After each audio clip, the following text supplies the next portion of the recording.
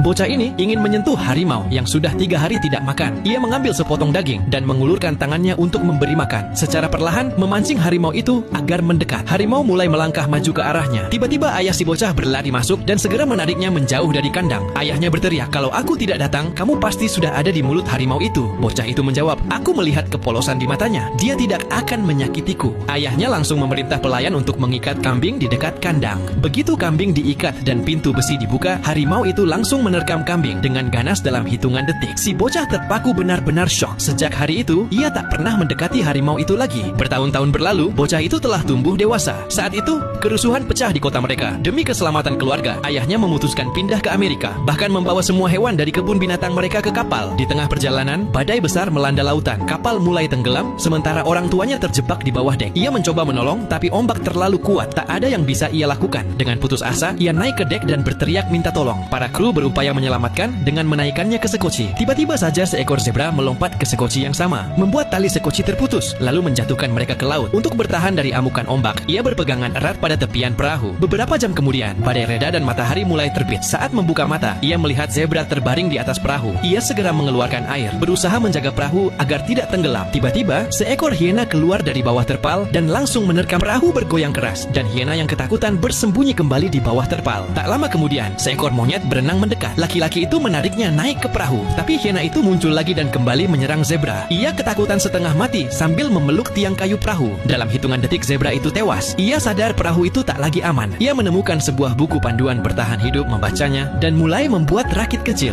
Namun saat ia hendak naik ke rakit, hiena menyerang monyet. Tapi si monyet membalas menampar wajah hiena dengan keras. Marah besar, hiena pun mencabik monyet itu hingga mati. Ia gemetar ketakutan. Sambil mengumpulkan keberanian, ia mengambil pisau dan membunuh hiena tersebut. Tapi tiba-tiba, harimau yang kelaparan dari bawah terpal muncul dan menerkam ke arahnya. Ombak besar mengguncang perahu, membuat harimau itu terpleset dan mundur ke belakang. Laki-laki itu melihat seekor tikus di dekatnya dan melemparkannya ke harimau agar dirinya selamat. Tapi harimau itu masih lapar, memandang tajam, penuh nafsu makan. Ia berpikir, ini mungkin akhir hidupnya. Tapi kemudian, ia membuka buku panduan lagi. Hari demi hari, ia belajar bertahan hidup, dan setiap hari yang berlalu, ia menandai satu garis di perahu. Dan di tengah kesunyian laut, ia menyadari satu hal. Jika ingin bertahan hidup, ia harus menjinakkan harimau itu. Dan film ini berjudul Life of Pi 2012.